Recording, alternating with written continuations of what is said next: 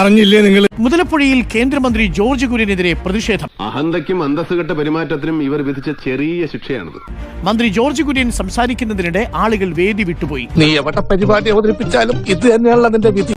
മുതലപ്പുഴ മത്സ്യബന്ധന തുറമുഖം 177 കോടി രൂപയുടെ പദ്ധതി ഉദ്ഘാടന പരിപാടിക്കിടെയാണ് ആളുകൾ വേദി വിട്ടുപോയത്.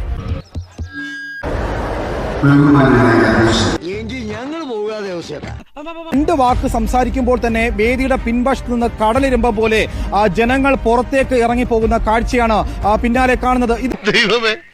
ശത്രുക്കൾക്ക് പോലും കേരളത്തിൽ അടുത്ത കാലത്തൊന്നും BJP-യിൽ നിന്ന് ഒരു നേതാവിനും ഒരു കേന്ദ്രമന്ത്രിക്കും ഇത്തരത്തിലൊരു പ്രതികരണം നേരിടേണ്ടി വന്നിട്ടില്ല.